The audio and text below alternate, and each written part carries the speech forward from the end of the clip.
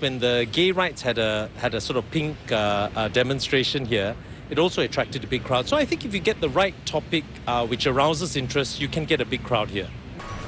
The Speaker's Corner in Hong Lim turns 10 years old this year, and Senior Minister Goh Chok Tong, who started it when he was Prime Minister, shares his views on how it has fared so far. The Speaker's Corner at Hong Lim Park turned 10 years old on the 1st of September this year, located near Singapore's central business district as the country's version of London's Hyde Park, where people are allowed to make speeches. The man behind the idea to give Singaporeans an additional venue to voice their views is Senior Minister Goh Chok Tong, who was then Prime Minister. And in an email interview with Channel News Asia, Mr Goh said the Speaker's Corner has played the intended role for which it was set up in the year 2000. As Ramesh with the story. Speaker's Corner today remains largely quiet, but it was put to use during the Lehman Brothers debacle and when interesting topics arose. When the gay rights had a sort of pink demonstration here, it also attracted a big crowd. So I think if you get the right topic which arouses interest, you can get a big crowd here.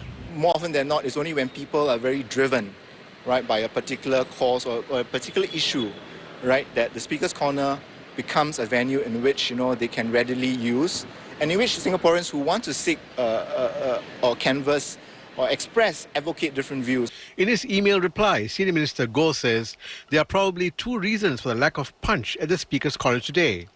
He says there are many avenues for expression, like reach, newspapers, radio and TV channels, and the new media. People may also feel that the Speaker's Corner is not always the most appropriate place to meaningfully and constructively press their views on issues. And figures from NParks, which manages the Speaker's Corner, show that the number of people applying to speak there has halved from a year ago. The number of applications received from groups also went down to just 9 over the past 1 year. When asked why the ruling People's Action Party hardly uses the Speaker's Corner to explain policies, Mr Goh says the party doesn't need it. Mr Goh adds that the Speaker's Corner was set up for those who felt that there was no freedom of expression and that it was inconvenient to apply for permits if they wished to speak in a public place. A view shared by MP Alvin Yeo. If you look at the sort of Speaker's Corner in London, Hyde Park Corner, it's actually not used for sort of political issues, but any issue of common interest where someone has something to say, comes down and raises it here. I think at the moment, it is seen as a place where you go to see anti-establishment views, alternative views. There have always been arguments as to whether Hong Lim Park is the right choice for the Speaker's Corner. But Senior Minister Goh Chok Tong feels Hong Lim is a good choice.